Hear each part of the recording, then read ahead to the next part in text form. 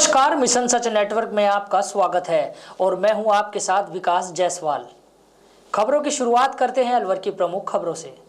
नगर one के कार्यक्रम में केंद्रीय मंत्री भूपेंद्र यादव ने कहा कि मातृ वन के बाद नगर वन में 1000 पौधे लगाए गए। नगर वन के पास ही बायोलॉजिकल पार्क व विज्ञान केंद्र बनेगा। यादव ने कहा कि सिल्लीसेड से अलवर पानी लाने के लिए 23 करोड़ रुपए की योजना स्वीकृत की गई है। जल्द ही विभाग से सहमति मिलने के बाद सिल्लीसेड से अलवर पानी लाने की योजना का कार्य शुरू होगा। भूपेंद्र यादव ने कहा कि भूरासिद में 10,000 पेड़ लगा चुके हैं। भूगोर में काली घाटी के पास केंद्र व राज्य सरकार के सहयोग से 1 करोड़ 10 लाख रुपए की लागत से नगर वन बनेगा, जिसमें एक फॉरेस्ट गार्ड की चौकी बनेगी, पक्की बाउंड्री होगी। अभी इसमें 3,500 पौधे लगाए गए। 2-3 साल में ये पौधे बड़े वृक्ष नजर आएंगे। पक्षियों के लिए बर्ड हाउस और 2 व्यू पॉइंट व 2 वाटर हॉल बनेंगे। अलवर के बाद भिवाड़ी में भी 2 नगर वन विकसित होंगे। पूरे देश में एक पेड़ मां के नाम अभियान चल रहा है। केंद्रीय मंत्रालय के पोर्टल पर 52 करोड़ लोग अपना रजिस्ट्रेशन करा चुके हैं। मैं आप लोगों के बीच में आपको धन्यवाद देने आया हूँ कि आप सभी के आशीर्वाद और स्नेह के कारण मुझे इस लोकसभा में अलवर का सांसद बनने का सौभाग्य प्राप्त हुआ और निश्चित रूप से अपने संसदीय कार्यकाल में आपके साथ कदम से कदम मिला करके आपकी सेवा करने का भी कार्य करेंगे। और मैं बताना भी चाहूंगा कि मेरा देश में प्रधानमंत्री जी ने जो जिम्मेदारी दी है उसके कारण कहीं भी रहना हो, लेकिन आप सबके लिए मेरा कार्यालय अंबेडकर नगर में पूरा 24 घंटे के लिए खुला हुआ है और मेरा फोन भी हमेशा आपके लिए खुला रहता है। मेरा सौभाग्य है कि मुझे अलवर लोकसभा क्षेत्र से सांसद बनने का अवसर मिला। अलवर तो वैसे भी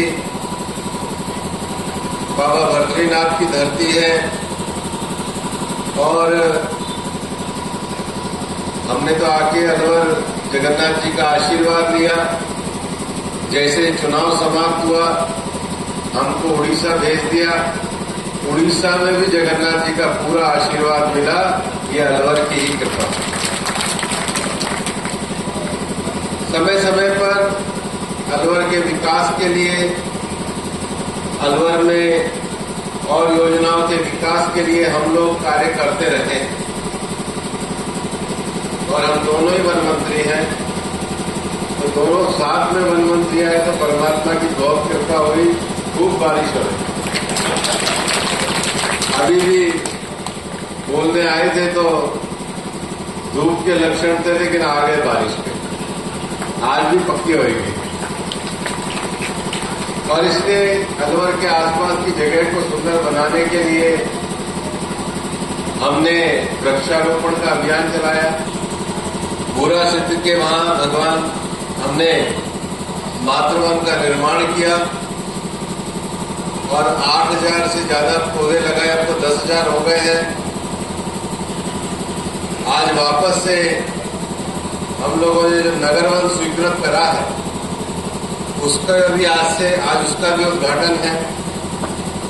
और हमारे यहाँ तो खाटू श्याम जी का बहुत महिमा है, हमारी सबकी श्रद्धा है और इसलिए आज हमारे संजय जी और नगर निगम के द्वारा श्री खाटू श्याम जी का भव्य द्वार निर्माण के लिए भी शिलान्यास होने जा रहा है। अलवर में अच्छा साइंस सेंटर बने, इसके लिए भी सरकार के द्वारा विज्ञान नगर में साइंस सेंटर की स्वीकृति दी गई है। उसकी भी जल्दी ही हम लोग भूमि पूजन करने वाले हैं। और आज ये जो नगर वन बनाए हैं, इस नगर वन के अतिरिक्त भी अलवर में एक जैव विविधता पार्क और बनेगा, उसका भी जल्दी ही भूमि पूजन होएगा। पानी के लिए काफी ज्यादा काम किया है। भजनलाल जी ने जो योजनाएं स्वीकृत करी है, तो दोनों ही बातें योजना भी स्वीकृत हो गई और जैसलमेर में भी पानी आ गया। अब जो उसको लाने के लिए नहर का विषय है, बोरिंग का विषय है, उसमें निश्चित रूप से हम काम करेंगे। मैं मानता हूँ आने वाली गर्मियाँ आपके लिए ज़्यादा तकलीफदेह ना हो, इसके लिए अभी से हम मिलकर के काम करने का प्रयास करेंगे और अलवर के विकास करके अलवर को आगे बढ़ाने का काम करेंगे। निश्चित रूप से लोकसभा क्षेत्र में रहना होता है, लेकिन अलवर लोकसभा क्षेत्र को बड़ा देखते हुए हमने सबकी सुविधा के लिए अलवर में तो अम्बेडकर नगर में सांसद केंद्र खोला ही है, सुविधा केंद्र हमने भिवाड़ी में भी शुरू कर दिया है और अब अगले महीने हम उम्मीद करते हैं कि खैरकल में भी लोगों की सांसद सुविधा के लिए हमारा सांसद सुविधा केंद्र शुरू हो जाएगा। और निश्चित रूप से मैं समझता हूँ उस विषय को भी हम आपके बीच में करेंगे, आपके बीच में आपके साथ मिलकर लगातार अलवर के लिए विकास का काम करते रहेंगे। और मैं अलवर का तो सभी लोगों का सांसद हूँ, लेकिन मैं हृदय से अलवर के सभी व्यापारी भाइयों का, चाहे हमारे केडनगंज के हों, चाहे हमारे नौगावा के हों, चाहे हमारे राजगढ़ के हों, लक्ष्मणगढ़ के हों, खैरकल के हों, बहरोड के हों, जितनी भी हमारी मंडियां हैं, मुझे लगता है उन्होंने आशीर्वाद देने में जैसे परमात्मा छप्पर बाढ़ के बरसात कर रहा है, ऐसी बरसात मेरे को करें। इसलिए आपका बहुत बहुत धन्यवाद। आपका सेवक ही मानना, आपके बीच में केंद्रीय मंत्री नहीं हूँ, आपका साथी, आपका सांसद, आपके अलवर का प्रतिनिधि हूँ। जो सेवा होगी आपके लिए करूँगा। बहुत बहुत धन्यवाद। जय हिंद। व्यापारी भाइयों के लिए जो समय निकाला, उपस्थित सभी व्यापारी भाइयों का इस मायने में भी धन्यवाद देना चाहूँगा। चंद प्रकार जी ने थोड़ी सी कंजूसी कर दी, हमारे संघ ने थोड़ी सी कंजूसी कर दी। यदि यहाँ टेंट लगा देते तो आपको धूप में बैठने की परेशानी को सामना नहीं करना पड़ता। भूपेंद्र यादव जी के लिए बैठे हैं, उसके लिए भी मैं बहुत बहुत धन्यवाद और साधुवाद देना चाहूंगा। भाई साहब, ये जैसा कि आदरणीय सुरेश सिंह भाई साहब ने बताया, पहले कपड़े में ये संघ चलता था, केडनगंज व्यापार समिति, फिर यहीं पे हमारी मंडी थी, उसके बाद फिर कृषि उपज मंडी में स्थापित हुई। और जो हमारे ये व्यापारी जिनकी तरफ से आज स्वागत हो रहा है, ये रिटेल के व्यापारी भी हैं और होलसेल के व्यापारी भी हैं। और जिन परिस्थितियों में ये काम करते हैं, निश्चित रूप से आपके संरक्षण की इनको आवश्यकता है। और आने वाले समय में, क्योंकि चाहे 2018 और लगातार मैं तो कमल लगातार अलवर शहर का व्यापारी जगत, अलवर शहर के हमारे व्यापारी भाई अनवरत भारतीय जनता पार्टी को आशीर्वाद देते आ रहे हैं। और आने वाले समय में मुझे पूरा विश्वास है कि आपका आशीर्वाद भारतीय जनता पार्टी को मिलता रहेगा। लेकिन मैं बात करूंगा 2018 विधानसभा चुनाव, 2019 लोकसभा चुनाव, 2023 विधानसभा चुनाव, 2024 लोकसभा चुनाव, 2008 विधानसभा चुनाव, 2013 विधानसभा चुनाव। लगातार जिस प्रकार से अलवर शहर के आमजन ने, अलवर शहर के व्यापारी भाइयों ने जिस प्रकार से भारतीय जनता पार्टी को आशीर्वाद दिया है, अब समय आया है कि भारतीय जनता पार्टी की राज्य में भी सरकार है, केंद्र में भी सरकार है। और निश्चित रूप से जो आपने हमको दिया है, आने वाले समय में ब्याज सहित आपके हितों के लिए हम सब लोग प्रयास करेंगे, कृत संकल्पित रहेंगे। इस आशा और विश्वास के साथ आपका आशीर्वाद, इसमें प्यार, पूर्व की बातें हम सब पर बना रहे। अलवर में सभी अलवर के लोगों के सहयोग से हम लोगों ने जो अलवर का प्रसिद्ध भूरा सिद्ध का स्थान है, वहाँ पर उस दिन तो 8000 लोग उपस्थित थे। बाद में डीएफओ साहब ने मुझे बताया कि 10,000 पेड़ वहाँ पर अब लग चुके हैं। अब आज ये दूसरी शुरुआत है। भुगोर में काली घाटी के पास स्थित 5 हेक्टेयर के इस स्थान में राज्य सरकार और केंद्र सरकार के सहयोग से 1 करोड़ 10 लाख रुपए की लागत से इस नगर वन का निर्माण किया जा रहा है। इस नगर वन में एक फॉरेस्ट गार्ड की चौकी तो होगी ही, उसके साथ ही साथ पक्की बाउंड्री वॉल है। 2 किलोमीटर का एक इको ट्रेन भी होगा। डॉक्टर के गुप्ता पूछ रहे थे कि भाई ये इसमें लोगों को आने की इजाज़त रहेगी, तो अलवर के लोग इस नगर वन में सुबह का मॉर्निंग वॉक 2 किलोमीटर में ऊपर तक जाकर के कर सकें। और इसलिए यहाँ पर 3,500 पेड़ लगाए गए हैं। 3,500 पेड़ में 2-3 साल में ही आप यहाँ पर ढाक, पीपल, गूलर, बेर, इमली, ये सारे पेड़ यहाँ पर उगते हुए देखोगे। पक्षियों के लिए भी एक बर्ड हाउस, लेकिन जो लोग ऊपर जाएंगे उनको अच्छा नज़ारा देखें, इसके लिए 2 व्यू पॉइंट भी बनाए जाएंगे। पानी के लिए 2 वाटर हॉल भी यहाँ पर रखे गए हैं और 2 सप्लाई के लिए वाटर टैंक भी रहेंगे, ताकि हमारे जब बाकी मौसम आए गर्मी का तो ये 3,500 पेड़ों को पानी मिलता रहे। भारत सरकार के द्वारा जो नगर वन की योजना कैंपा फंड के द्वारा की जाती है, उसका हमारा जो सबसे बड़ा उद्देश्य रहता है कि जो शहरी क्षेत्र है वहां पर बिल्डिंग जितनी तेजी से बन रही है, उसी हिसाब से ऑक्सीजन के लिए भी श्रिंक करने के लिए, ऑक्सीजन के लिए पैदा करने के लिए स्थान बनने चाहिए।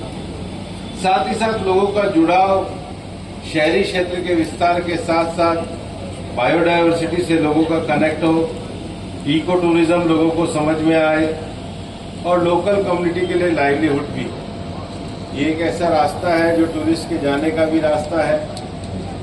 और अलवर में हम ये चाहते भी हैं कि जो आदमी सरिस्का आए, वो फिर चाहे बायोडायवर्सिटी पार्क हो, चाहे साइंस सेंटर हो, चाहे यहाँ पर ये इस तरह का नगर वन हो, उनके लिए और भी 2-3 अच्छे स्थान बने, ताकि आने वाला टूरिस्ट रुकता है तब जाकर के होटल का फायदा होता है। और इसी उद्देश्य से इको टूरिज्म की योजना को बढ़ाने के लिए, आगे करने के लिए हम लोग लगातार काम करने के लिए सक्रिय हैं। अभी तो डीएफओ साहब ने केवल अलवर नहीं बल्कि दिवाड़ी में भी बाबा मोहन राम का जो मंदिर है वहाँ के लिए भी 2 नगर वन भेजे हैं। और मैं और संजय जी अक्टूबर में जो वर्ल्ड वाइल्ड लाइफ वीक जो है, वाइल्ड लाइफ वीक जो है, उसके अंतर्गत वहाँ भी इसी प्रकार का कार्यक्रम करके और वहाँ भी नगर वन का उद्घाटन करने वाले हैं।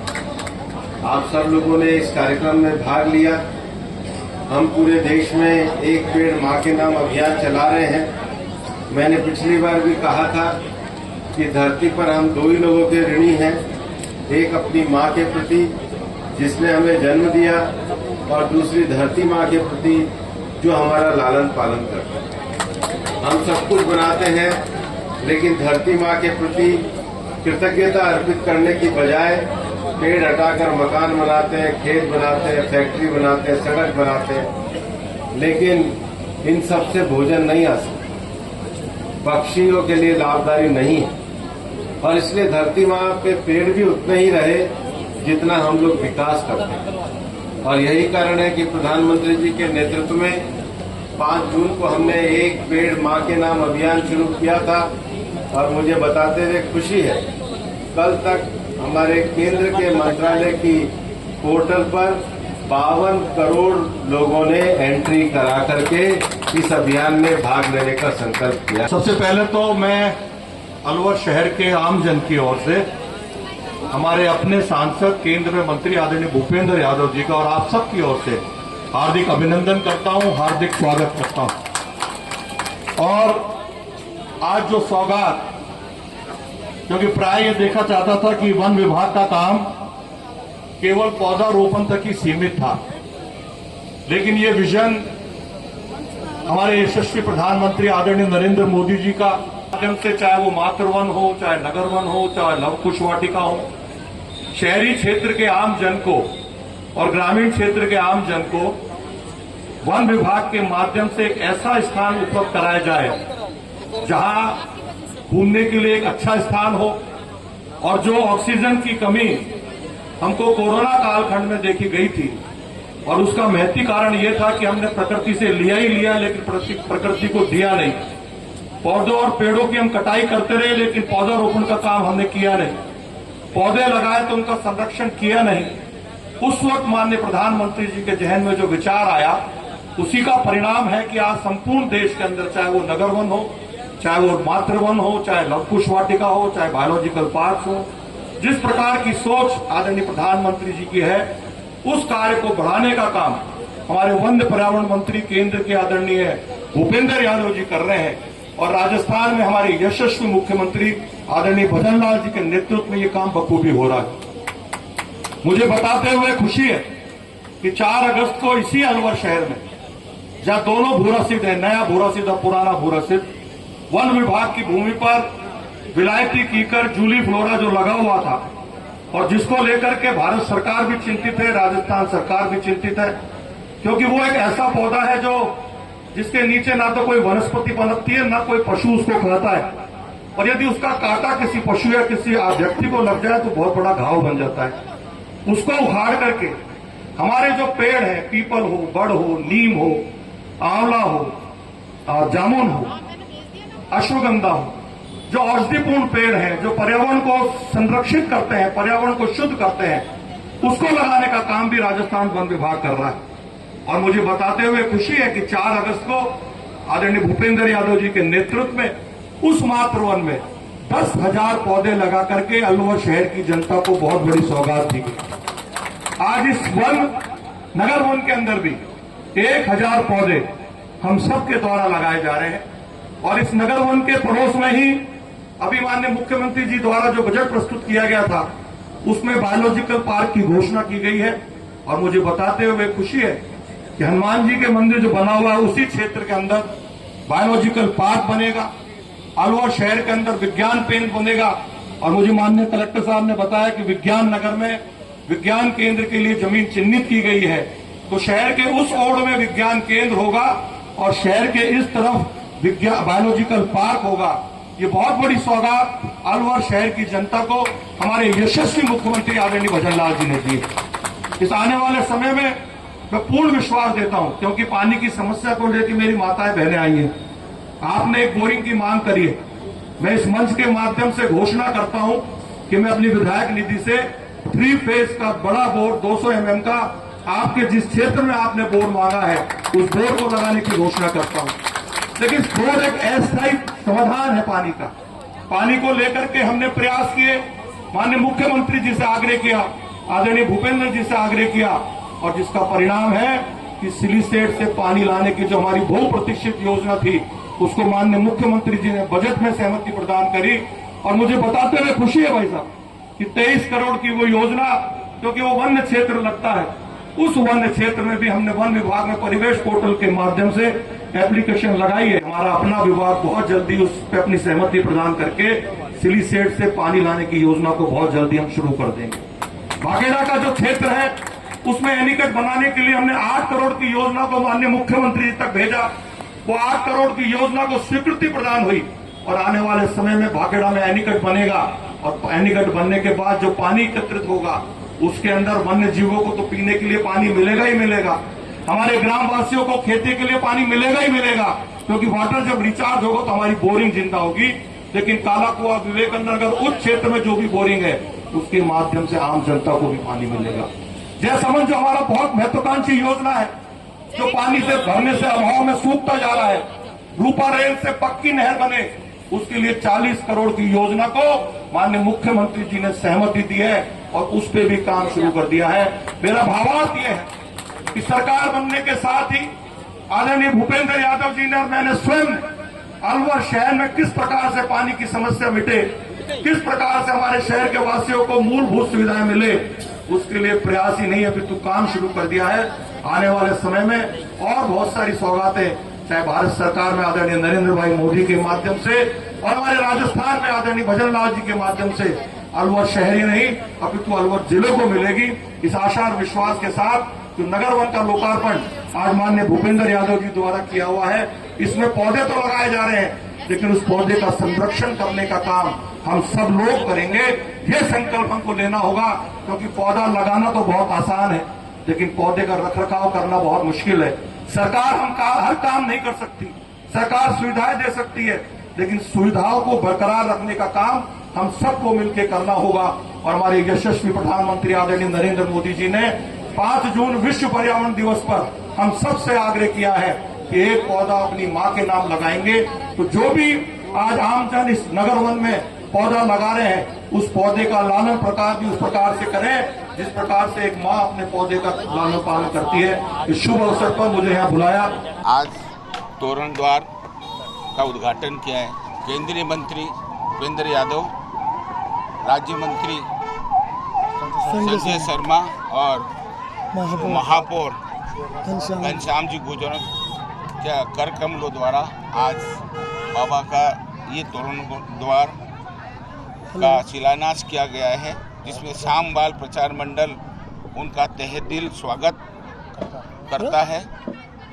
और ये द्वार शाम भक्तों के लिए गौरव की बात है कि ऐसा द्वार जो कि अलवर से प्रारंभ हुआ है, अब भारत के हर क्षेत्र में जो बड़े बड़े जो शहर हैं वहाँ भी ऐसा द्वार आगे से अलवर शुरुआत किया है, आगे से उन शहरों में भी ऐसा द्वार बाबा का बनेगा। अलवर को हरा भरा बनाने के लिए आपके अलवर के दोनों मंत्री, राजस्थान के वन मंत्री और केंद्र के वन मंत्री पूरे तरीके से प्रतिबद्ध हैं।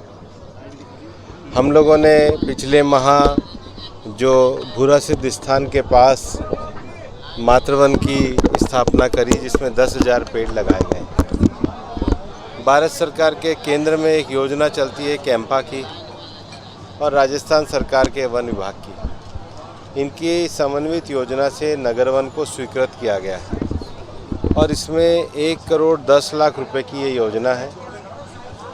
ये भुगोर गांव में काली घाटी के पास स्थित 5 हेक्टेयर के इस स्थान में 3,500 पेड़ लगाए गए हैं। और पेड़ हमारी जो नेटिव स्पीशीज़ है, पीपल है, बड़ है, बेर है, बेहड़ा है, ढाक है, इसके पेड़ लगाए गए हैं। और नगर वन का भारत सरकार की योजना का उद्देश्य ये रहता है कि बढ़ते हुए शहरों के पास हम कार्बन सिंक पैदा कर सकें, लोगों की इको टूरिज़्म में रुचि हम पैदा कर सकें। और इसीलिए इस 5 हेक्टेयर के क्षेत्र में 2 किलोमीटर लंबी एक इको ट्रेल भी बनाई जाएगी, बर्ड प्लेस भी बनाया जाएगा, वॉचिंग प्लेस भी बनाया जाएगा। तो अलवर के लोगों के लिए एक अच्छी सुबह के घूमने की जगह होगी। तो उसका आज हमने उद्घाटन किया है। हमारे मंत्री संजय शर्मा जी ने एक वादा किया था कि ये तो वैसे भी बाबा भर्तृनाथ की धरती है, लेकिन श्याम बाबा के लिए जो लोग जाते हैं एक अच्छा भव्य गेट बनाया जाए, ताकि अलवर के प्रवेश के एक जगह पे अच्छा सा भव्य प्रवेश द्वार बने। उसका भी आज शिलान्यास जो संजय शर्मा जी ने प्रयास करके शुरू करवाए, स्वीकृति दिलाई है, उसका भी शिलान्यास हम करेंगे। भारतीय जनता पार्टी का सदस्यता अभियान प्रारंभ हुआ है। भारतीय जनता पार्टी दुनिया की सबसे बड़ी लोकतांत्रिक पार्टी है। हम चाहते हैं लोकतंत्र में राष्ट्रवाद की विचार को लेकर, नेशन फर्स्ट की थ्योरी को लेकर, विकसित भारत के संकल्प को लेकर सभी लोग भारतीय जनता पार्टी के सदस्य बने। और ये अभियान कल माननीय प्रधानमंत्री जी ने शुरू किया है। हमारी जो सदस्यता है वो डिजिटल भी है, हमारी सदस्यता मोबाइल से भी है, हमारी सदस्यता पर्ची के द्वारा भी है। हम समाज के हर वर्ग तक जाएंगे, हर गांव तक जाएंगे और उन सभी वर्गों में भारतीय जनता पार्टी के साथ लोगों को जोड़कर देश के लोकतंत्र को मजबूत बनाने के लिए कार्य करेंगे। आज इस सदस्यता अभियान का प्रारंभ अलवर में हम और संजय जी यहाँ पर अभी चारों मंडलों की बैठक करके मंडलों से सदस्यता अभियान को शुरू करेंगे और अलवर में भारतीय जनता पार्टी की बड़ी सदस्यता के अभियान को आज से प्रारंभ करेंगे। थानागाजी के मानकोट गांव में आपसी कहासुनी में पति ने पत्नी की साड़ी में आग लगा दी, जिससे महिला करीब 40% तक झुलस गई। इस दौरान 3 महीने का बेटा भी आग की चपेट में आ गया। पत्नी ने आरोप लगाया कि पति पीहर से बाइक व पैसे लेकर आने को लेकर आए दिन मारपीट करता है। आग में झुलसी महिला काली देवी ने बताया उसका पीहर माधोगढ़ में है। वर्ष 2023 में थानागाजी के मानकोट गाँव निवासी महेंद्र भलाई के साथ आटे साटे में उसकी शादी हुई थी। शादी के कुछ दिन बाद ही पति बाइक और पैसों की डिमांड करने लगा। बात बात पर मारपीट करने लगा। महिला ने बताया 3 महीने के बेटे को लेकर चारपाई पर बैठी हुई थी, तभी पति महेंद्र आया और उसने मारपीट की। उसके बाद माचिस की 3-4 स्टिक जलाकर मेरे ऊपर फेंक दी। साड़ी में तेजी से आग लग गई। महिला ने बताया उसके पति महेंद्र ने कुछ दिन पहले ससुर का मोबाइल रिचार्ज कराया था। रिचार्ज के पैसे को लेकर झगड़ा करने लगा और आग लगा दी। मेरा पति मुझे शराब पीकर मार रहा था और उसने मेरे ऊपर सीख जोड़कर पटक दी तो मेरे कपड़ों में आग लग गई। उसी घटना के कारण मैं पूरी जल चुकी हूँ। मेरे हाथ पैर पूरा सीना जल चुका है। करीबन मेरा 45 से 50% हिस्सा जल चुका है शरीर का। क्या नाम है पति का? मेरे पति का नाम महेंद्र कुमार। क्या करते हैं वो? मिस्त्री का काम करते हैं। क्यों मार रहे थे? उन्होंने किसी को पैसे खिला दिए हैं बीच में और हमारा आटे साटे में शादी हुई है, इसीलिए वो मुझे मारते हैं। मेरे पापा ने दहेज नहीं दिया उनको। दहेज की मांग करते हैं? हाँ। क्या मांग करते हैं? दहेज में मोटरसाइकिल है, 2 लाख रुपए मांगते। अच्छा, कौन मांगता है? मेरे पति। क्या कहता है? क्योंकि तेरे भैया को जितना दहेज मिला उतना दहेज मुझे भी चाहिए। तो ये बस यही वजह थी आग लगाने के पीछे? हाँ। और कोई वजह? और उसने एक दिन मेरे पापा के फोन में 200 रुपए का बैलेंस गिरवा दिया, तो उस बैलेंस के पैसे मुझसे मांग रहा था वो। तो मैंने उससे मना किया कि मेरे पास पैसे नहीं, मैं पापा के पास से दिला दूंगी। तो उसकी वो बात की तसल्ली नहीं रही, शराब पीकर उसी दिन मेरे में आग लगा। रामगढ़ थाना क्षेत्र के सोतका सड़क मार्ग पर अचानक आवारा पशु आने से एक बाइक अनियंत्रित हो गई, जिससे बाइक सवार 2 भाई गंभीर रूप से घायल हो गए। घटना को देख आसपास लोगों की भीड़ जमा हो गई। घायल युवक को लोगों ने तुरंत इलाज के लिए राजगढ़ भर्ती कराया, जहां से दोनों युवकों की गंभीर स्थिति को देखते हुए दोनों को हायर सेंटर अलवर के लिए रेफर कर दिया। घायल युवकों के पिता मोहम्मद जुबैर ने बताया कि जुहैर और अम्मार मुकुंदबाज से बाइक पर सब्जी लेने बहादुरपुर जा रहे थे। सौतका के समीप अचानक आवारा पशु के आने से बाइक अनियंत्रित होकर गिर गई, जिसमें दोनों गंभीर रूप से चोटिल हो गए। ये मुकंदबाज से बहादुरपुर के लिए सब्जी लेने के लिए जा रहे थे दोनों बच्चे। तो सोतका के अंदर रोड पे एकदम अचानक पटिया आ गई और रोड पे एकदम इनका टक्कर हो गई, मतलब तो उसकी वजह से ये रोड पे गिर पड़े और इनके चोटें आ गई। दोनों भाई घायल? हाँ, दोनों भाई हैं। घायलों को कहाँ भर्ती करवाया? तो इनको हम सीधे वहाँ से उठा के रामगढ़ सरकारी हॉस्पिटल ले गए मोटरसाइकिलों से अलग अलग। वहाँ पे डॉक्टर साहब ने इनके टेटनस का इंजेक्शन लगा के अलवर के लिए सरकारी के लिए हॉस्पिटल एम्बुलेंस से रेफर कर दिया, कार्ड बना जी। इन दोनों का नाम क्या क्या है? बड़े लड़के का नाम जुहैर है, उससे छोटे का नाम अम्मार है। जुहैर। कौन सी जगह हुआ है ये सोतका में हुआ है, ऑन रोड। ये बच्चे रहने वाले कहाँ के? ये गांव शेखपुर के हैं। दोनों बाइक से जा रहे थे? दोनों बाइक से जा रहे थे। क्या करने जाते मार्केट में? ये मार्केट में सब्जी लेने के लिए जा रहे थे। अच्छा, अभी दोनों बच्चों में कहाँ चोट आई? अभी सर में चोट आई है, हाथ पैरों में चोट आई है और मुख्तलिफ जगह चोट आई है। इनका सिटी स्कैन कराया है, अभी रिपोर्ट आनी बाकी। हमारे देश में पिछले कुछ सालों से दुष्कर्म जैसे जघन्य अपराध की घटनाएं लगातार बढ़ रही हैं।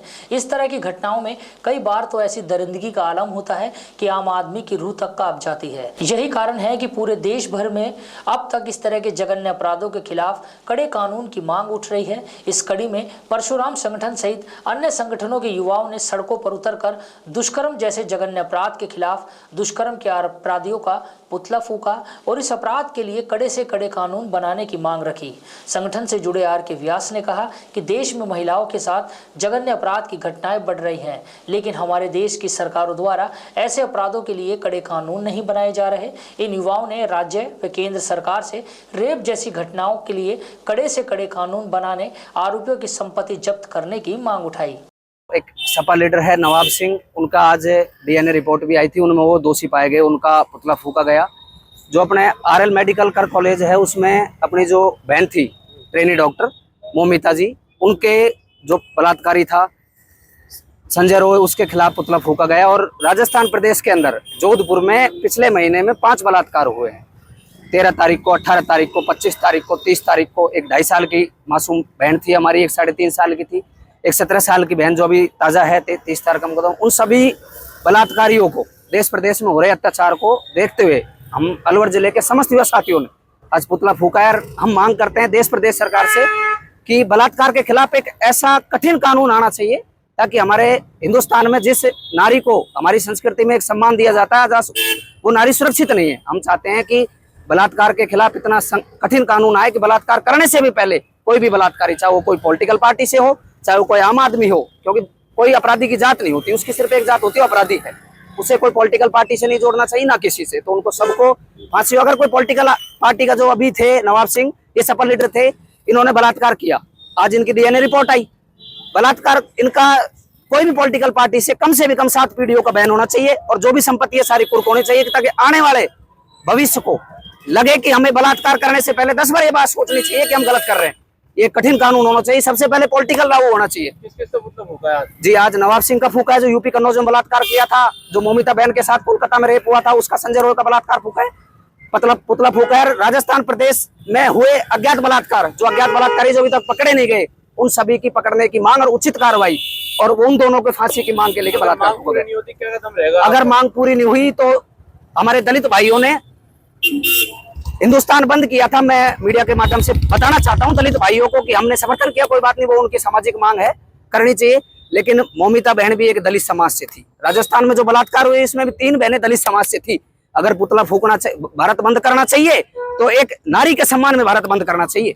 सबसे पहले राष्ट्र प्रथम की मांग है हमारी नारी के सम्मान, तो उसके लिए भारत बंद करना चाहिए। अगर फांसी की सजा नहीं हुई तो हम भारत बंद का आह्वान करेंगे, समस्त प्रदेश देश में भारत बंद करेंगे। अब चलते हैं जिले की ग्रामीण खबरों की ओर। नौगावा तहसील की ग्राम पंचायत डाबरी में चोरों ने एक सूने मकान से सोने व चांदी के गहनों पर हाथ साफ कर दिया। पीड़ित मुश्ताक ने बताया कि वह बाड़मेर में नौकरी करता है, घर सूना व घर पर ताला लगा हुआ था। पीछे से चोरों ने देर रात्रि दोनों कमरे के ताले तोड़कर अलमारी में रखी 1.5 किलो चांदी, 1 तोला सोने के गहनों पर हाथ साफ कर दिए। सुबह जब परिजन घर पहुंचे तो घर का सारा सामान फैला मिला और अलमारी में रखे सोने चांदी के जेवरात चोरी मिले, जिसे लेकर नौगावा थाने में चोरी का मुकदमा दर्ज कराया। मेरा घर गांव में सोना रहता, कोई नहीं रहता। रात में किसी मौके का फायदा उठाकर दोनों कमरों के लॉक तोड़े हैं और उसमें एक सामान चेक करा है और अलमारी का लॉक तोड़ करके उसमें से 1.5 किलो चांदी और 1 तोला सोना तोड़ करके ले गए। सुबह मेरे को घर वालों ने सूचना दी तो मैं तुरंत वापिस आया बाड़मेर से।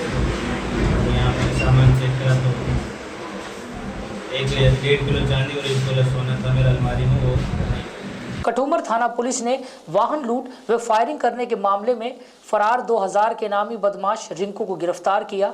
सीओ जोगेंद्र सिंह ने बताया कि आरोपी युवक रिंकू ने अपने 2 साथियों के साथ मिलकर अलवर के लिए बोलेरो गाड़ी बुक की। अलवर से वापस आने के दौरान गांव खेड़ा मैदा के पास रिंकू ने गाड़ी रोककर ड्राइवर देवेंद्र को नीचे उतारा, उसके साथ मारपीट की। रिंकू ने बैग से पिस्टल निकालकर ड्राइवर पर तान दी और एक फायर कर दिया। देवेंद्र ने एक घर में छुपकर अपनी जान बचाई। ड्राइवर देवेंद्र ने बताया कि रास्ते में उसके साथ तीनों ने मारपीट कर जाति सूचक शब्द कहे और जबरन मोबाइल छीन लिया। मामले में पुलिस ने पूर्व में 2 आरोपियों को गिरफ्तार कर लिया। वहीं घटना के बाद से फरार चल रहे लूट एवं फायरिंग के मुख्य आरोपी रिंकू को अब गिरफ्तार किया गया। ये हमने खेड़ली में जो FIR नंबर है 264, इसमें एक मुकदमा दर्ज हुआ था और खेड़ा मैदा की घटना है ये। उसमें एक बोलेरो लेके और उसमें लूट की थी और फायरिंग भी की थी, जिसमें हमने अनुसंधान किया। उससे पहले हमने नरेंद्र और रिंकू को गिरफ्तार कर चुके हैं और उसके बाद हमें कल शाम को इसमें जो इनामी था 2000 रुपये का और मुख्य जो आरोपी था जिसने फायरिंग की थी लूट है, उसमें पवन यादव को हमने कल अरेस्ट किया और आज उसको हम SC/ST कोर्ट में पेश करेंगे। क्या पवन यादव के खिलाफ पूर्व में भी कोई आपराधिक मामले दर्ज हुए? बिल्कुल, पवन यादव के खिलाफ पहले भी 302 हत्या का मुकदमा दर्ज है उसके खिलाफ, तो ये आपराधिक प्रवृत्ति का आदमी है। इसमें पुलिस को बड़ी सफलता मिली। राजस्थान राज्य विधिक सेवा प्राधिकरण जयपुर एवं जिला विधिक सेवा प्राधिकरण अलवर हरेंद्र सिंह के निर्देशानुसार जिला विधिक सेवा प्राधिकरण सचिव मोहनलाल सोनी ने उप कारागृह किशनगढ़वास का औचक निरीक्षण किया। उप कारागृह में बंदियों के लिए भोजन एवं साफ सफाई की व्यवस्था सामान्य पाई गई। निरीक्षण के दौरान उप कारागृह में 202 विचारणाधीन बंदी निरुद्ध पाए गए, जिनको सचिव मोहनलाल सोनी के द्वारा निःशुल्क विधिक सहायता की विस्तार से जानकारी दी गई। उन्होंने नालसा के द्वारा जारी की गई स्कीम, जिसके तहत नियुक्त किए गए लीगल एंड डिफेंस काउंसलिंग के द्वारा बंदियों को नियमित रूप से दी जाने वाली विधिक सहायता के बारे में जानकारी दी। इसके अतिरिक्त ऐसे बंदी जिन्हें जेल में लगातार 4 वर्ष का समय हो गया, मुकदमों को शीघ्र सुनवाई कर निस्तारण करने के प्रयास करने की जानकारी दी। आज मेरे द्वारा ये उप कारागृह किशनगढ़वास का औचक निरीक्षण किया गया। अभी यहाँ ये 202 बंदी पाए गए हैं। इनमें सभी बंदियों को मेरे द्वारा निःशुल्क विधिक सहायता के संबंध में जानकारी दी गई है। अभी नालसा की जो स्कीम आई है, जिसमें LADCS नियुक्त किए जा रहे हैं और इनको नियमित रूप से विधिक सहायता मिलेगी, उसके बारे में बताया गया। इसके अलावा जो बंदी जिनको 4 साल से भी अधिक का समय जेसी में हो गया और वो लगातार निरुद्ध चल रहे हैं, ऐसे बंदियों के बारे में भी मेरे द्वारा जानकारी की गई है और इनके जो केस स्टेटस है उसके बारे में भी जानकारी करके और इनके केस टारगेटेड केस के तहत आ रहे हैं तो इनको जल्दी से जल्दी स्पीडी ट्रायल करवाए जा करके और जल्दी निस्तारण करवाए जाने का प्रयास किया जाएगा। प्रत्येक बंदी से मेरे बारे में ये भी जानकारी की गई है कि किसी को कोई समस्या हो तो वो विधिक जाकर तो उसका ये राइट है और उनके जो संविधान में फंडामेंटल राइट दिए हुए हैं और इसके अलावा किसी को भी कोई समस्या है तो उसके बारे में मेरे द्वारा जानकारी की गई है। तो पर्टिकुलर किसी के द्वारा कोई समस्या नहीं बताई गई है। जेल की व्यवस्थाएं सामान्य पाई गई है और जेल का ये जो भवन थोड़ा पुराना है और कई दीवारों में टूट हो गई है, प्लास्टर भी उखड़ा हुआ है, जिसके लिए जेलर साहब ने जैसा मुझे बताया कि भी इसका तखमीना बना करके भेजा गया है और इसके जो मरम्मत का जो एस्टीमेट है उसके मुताबिक जल्दी से जल्दी वित्तीय स्वीकृति मिलने पर इसकी मरम्मत करवाई जाएगी और नालसा के द्वारा भी इस संबंध में निरीक्षण में ये नोट अंकित करके भिजवाया जाएगा। अपनी बेटी के विवाह को हर पिता यादगार बनाने में कोई कसर नहीं छोड़ता। इस कड़ी में भरतपुर निवासी हेमेंद्र कुमार जैन ने भी नवाचार करते हुए 8 लाख रुपए का जैन रथ तैयार करवाकर कठूमर जैन समाज को स्मृति स्वरूप भेंट किया। कठूमर जैन समाज के अध्यक्ष ने बताया कि भरतपुर के हेमेंद्र कुमार जैन ने अपनी बेटी की शादी कठूमर निवासी रोहित जैन से की। इस विवाह को यादगार बनाने के लिए देवबंद उत्तर प्रदेश में 8 लाख रुपए की लागत से जैन रथ का निर्माण कराया। हेमेंद्र कुमार जैन ने पारसनाथ जैन मंदिर प्रांगण में विधि विधान से पूजा पाठ करवाया और जैन समाज को समारोह पूर्वक रथ भेंट कर दिया। वहीं कठूमर जैन समाज ने भामाशाह परिवार को चंदन का तिलक लगाकर व दुपट्टा पहनाकर अभिनंदन किया। राजगढ़ के राजकीय मांडा बालिका छात्रावास में वार्डन पर अनियमितता और अभद्र व्यवहार का आरोप लगाते हुए छात्राओं और ग्रामीणों ने राजगढ़ उपखंड अधिकारी सीमा खेतान को ज्ञापन सौंपा। ज्ञापन में मांग की गई कि वार्डन वर्तमान में अन्य स्थान से प्रतिनियुक्ति पर है, इसे तत्काल बालिका छात्रावास से हटाकर मूल विभाग में भेजा जाए। आदिवासी जनसेवा संस्थान के अध्यक्ष रामकिशन मीणा का कहना है कि वार्डन के द्वारा बालिकाओं को खराब भोजन सामग्री दी जाती है, जिससे छात्राओं की तबीयत खराब रहती है। वार्डन द्वारा अभिभावकों से भी अभद्रता की जाती है।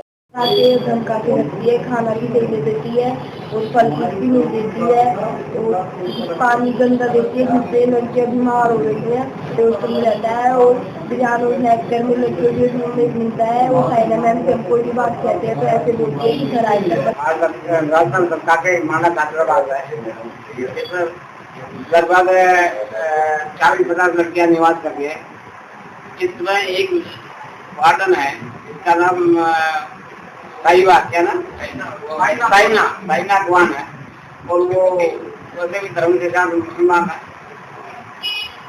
धर्म से कोई बंधन नहीं, कोई भी हो, लेकिन एक तो बच्चियों के साथ व्यवहार कर रही है, बहुत ज्यादा खराब है उसका व्यवहार। एक उनकी जो भोजन की जो क्वालिटी है उसको बहुत डाउन कर रखा है उन्होंने। और चाय पानी नाश्ता में भी वो उनका सभी क्वांटिटी को यूज नहीं करती है, उनको बताती है और अपना निजी काम लेती है। आज की खबरों में बस इतना ही। नई खबरों के साथ फिर मिलेंगे, तब तक के लिए दीजिए मुझे इजाजत। नमस्कार।